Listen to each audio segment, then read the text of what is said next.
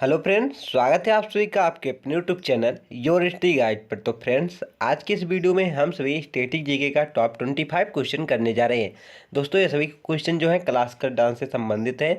ऐसे क्वेश्चन हैं दोस्तों जो बार बार रिपीट होते हैं आप सभी के एग्जाम में। तो आप सभी के लिए वीडियो मोस्ट इंपॉर्टेंट होने वाला है। चलिए पढ़ना शुरू करते हैं। पहला क्वेश्चन देखते हैं, क्लासिकल डांस का कौन सा रूप दक्षिण भारत से संबंधित है। क्लासिकल डांस का कौन सा रूप दक्षिण भारत से संबंधित है। तो इसका राइट आंसर क्या है? कर्नाटिक नृत्य जो है वो दक्षिण भारत से संबंधित है। दक्षिण भारत में दोस्तों कथकली जो है, भारतनाट्यम है, ये संबंधित है। कथकली कहाँ का है? केरल का है।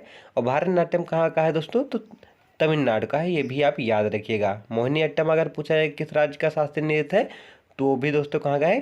केरल का है। आगे देखते हैं, कथक नृत्य में मुख्य रूप से कौन सी संगीत शैली प्रयोग होती है। कथक नृत्य में मुख्य रूप से कौन सी संगीत शैली प्रयोग होती है? तो हिंदुस्तानी संगीत। कौन सी दोस्तों? हिंदुस्तानी संगीत शैली प्रयोग होती है।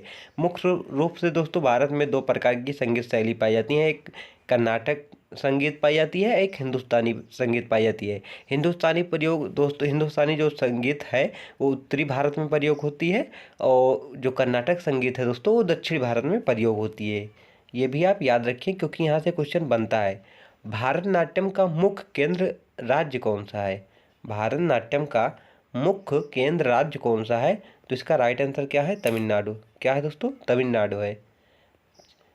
चलिए आगे देखते हैं। कथकली में किस प्रकार की वेशभूषा पहनी जाती है? कथकली में किस प्रकार की वेशभूषा पहनी जाती है? तो राइट आंसर क्या है?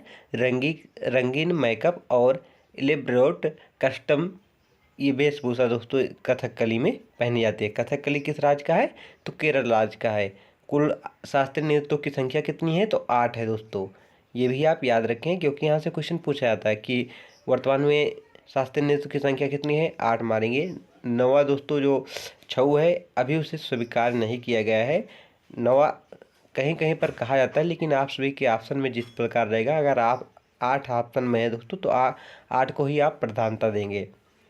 आगे देखते हैं, ओडिसी नृत्य की उत्पत्ति कहाँ से हुई? ओडिसी नृत्य की उत्पत्ति कहाँ से हुई है? तो इसका राइट आंसर क्या है? उड़ीसा। कहाँ से हुई है दोस्तों? उड़ीसा से हुई है। आगे देखते हैं, क्लासिकल डांस में अंग का क्या अर्थ है? क्लासिकल डांस में जो अंग है इसका क्या अर्थ है, ये आपसे इसे पूछा जा रहा है।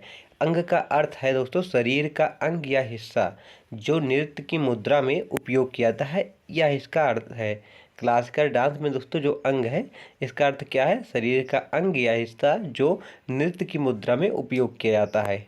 आगे देखते हैं, सत्यजीत रे की फिल्म में किस क्लासिकल डांस का प्रदर्शन किया जाता है? सत्यजीत रे की फिल्म में किस क्लासिकल डांस का प्रदर्शन किया जाता है? तो इसका राइट आंसर क्या होगा? उड़ीसी। उड़ीसी जो है दोस्तों इस क्लासिकल डांस का प्रयोग किया जाता है। उड़ीसी किस राज्य का है? तो उड़ीसा का है। कथक में ताला का क्या अर्थ है? कथक में ताला का क्या अर्थ है? तो इसका राइट आंसर क्या होगा दोस्तों? ताल या लय। ताला का अर्थ क्या है? ताल या लय। ये भी आप याद रखिएगा। आगे, क्लासिकल डांस की मुख्य 4 शैलियाँ कौन कौन सी हैं? क्लासिकल डांस की मुख्य 4 शैलियाँ कौन कौन सी है?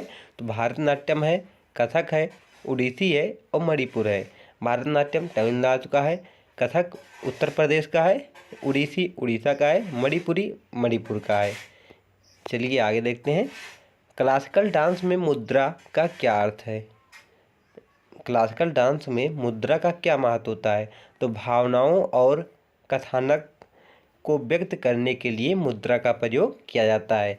जो मुद्रा इसमें प्रदर्शित होती है दोस्तों, उसमें उसके माध्यम से क्या प्रदर्शित होता है? भावना और कथानक। आगे देखते हैं, नृत्य की कौन सी शैली दृष्टिकोण के लिए प्रसिद्ध है?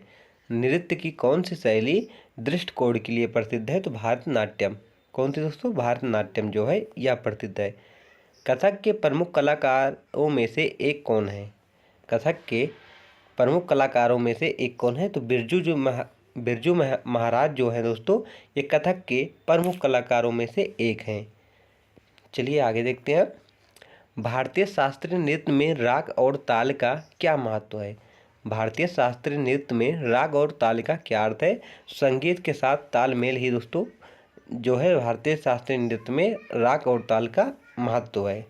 आगे देखते हैं, क्लासिकल डांस में नाट्य का क्या अर्थ है? दोस्तों एक एग्जाम क्वेश्चन जो है आप सभी के एग्जाम के ही हैं, हम अपनी तरफ से एक भी क्वेश्चन नहीं बनाए हैं, ये सब आप सभी के एग्जाम में पूछा जा चुका है, वही क्वेश्चन यहाँ पर पुटअप किया मैंने। क्लासिकल डांस में नाट्य का क्या अर्थ है? क्लासिकल डांस में नाट्य का क्या अर्थ है? तो नाटक या नृत्य नाटक, नाट्य का अर्थ होता है। कथक में गाती क्या होती हैं? कथक में गाती क्या होती हैं, किसे कहते हैं? तो एक संगीतकार जो नृत्य के साथ गायन करता है उसे दोस्तों क्या कहते हैं? गाती कहते हैं। क्या कहते हैं? गाती। कथक किस राज्य का शास्त्रीय नृत्य है? तो उत्तर प्रदेश का है। भारतनाट्यम की विशेषता क्या है? भारतनाट्यम की विशेषता क्या है? तो एस्थेटिक और भावनात्मक अभिव्यक्ति ही दोस्तों जो है भारतनाट्यम की विशेषता है। किस राज्य का है? तमिलनाडु का है। बार बार इसलिए दोस्तों आप सभी को बता रहे हैं ताकि आप सभी को यह याद हो जाए कि कौन सा शास्त्रीय नृत्य किस राज्य का है। कथकली का मुख्य उद्देश्य क्या है? कथकली का मुख्य उद्देश्य क्या है? तो धार्मिक पौराणिक कथाओं का प्रदर्शन करना है दोस्तों, कथकली का मुख्य उद्देश्य है। किस राज्य से संबंधित है? ये केरल से है। मोहिनीअट्टम किस राज्य से संबंधित है? केरल से है। कुचिपुड़ी किस राज्य से संबंधित है? तो आंध्र प्रदेश से है। क्लासिकल डांस में अभिनय का क्या महत्व है? क्लासिकल डांस में अभिनय का क्या महत्व है? तो कथानक और भावनाओं को प्रस्तुत करना ही दोस्तों अभिनय का महत्व है। आगे देखते हैं, मणिपुरी नृत्य की विशेषता क्या है? मणिपुरी नृत्य की विशेषता क्या है? तो प्रेम और भक्ति के भाव को व्यक्त करना है दोस्तों मणिपुरी नृत्य की विशेषता है। इंपॉर्टेंट क्वेश्चन है, कई बार आप सभी के एग्जाम में पूछा जा चुका है। आगे देखते हैं, क्लासिकल डांस में श्लोक का उपयोग किस लिए होता है? क्लासिकल डांस में श्लोक का उपयोग किस लिए होता है? तो नृत्य के दौरान संगीत के लिए दोस्तों श्लोक का प्रयोग किया जाता है। एक एक इम्पॉर्टेंट दोस्तों, सभी जो एक एक क्वेश्चन लिए सभी इम्पॉर्टेंट ही हैं। अगर वीडियो पसंद आ रहा है तो वीडियो को लाइक ज़रूर करिएगा। कथक में तबला का क्या उपयोग होता है? कथक में तबला का क्या उपयोग होता है? तो ताल के लिए तबला का उपयोग किया जाता है, ये भी आप याद रखिएगा। आप सभी सोच रहे हैं कि कैसे क्वेश्चन ये हैं, तो एक एक क्वेश्चन दोस्तों आपसे एग्जाम में पूछे गए हैं। ऐसे क्वेश्चन आते हैं कि जो स्टूडेंट होते हैं उसे देखकर मतलब आश्चर्यचकित हो जाते हैं, सोचते हैं कैसा क्वेश्चन है। अब देख सकते हैं आप, ये कथक में तबला का क्या उपयोग होता है यह पूछा गया था, उसमें दिया गया था बजाने के लिए। बहुत से स्टूडेंट बजाने के लिए मार दिए, लेकिन राइट आंसर क्या है? ताल के लिए तबला का प्रयोग किया जाता है। भारतनाट्यम में कितने भिन्न अंग हैं? भारतनाट्यम में कितने भिन्न अंग हैं? तो 8 भिन्न अंग हैं। कितने हैं दोस्तों? 8 भिन्न अंग हैं। कौन कौन से अंग? ऊपरी अंग, निचला अंग आदि, जो इसी प्रकार 8 अंग है। ये इंपॉर्टेंट है, जो बार बार पूछे जाते हैं कि भारतनाट्यम में कितने अंग हैं? तो 8 अंग हैं, जिसमें से कुछ महत्वपूर्ण जो है अंग हैं, ऊपरी अंग है, निचला अंग है, यह कुछ महत्वपूर्ण थे। इसी प्रकार 8 अंग होते हैं। कथकली में नृत्य की कहानी किस रूप में प्रस्तुत होती है? कथकली में नृत्य की कहानी किस रूप में प्रस्तुत होती है? तो पात्रों के माध्यम से। किसके द्वारा? पात्रों के माध्यम से प्रस्तुत होती है। चलिए आगे देखते हैं, ओडिसी नृत्य का एक प्रमुख तत्व कौन सा है? ओडिसी नृत्य का एक प्रमुख तत्व कौन सा है? तो चक्र की स्थिति। चक्र की स्थिति जो है ओडिसी नृत्य का एक प्रमुख तत्व है।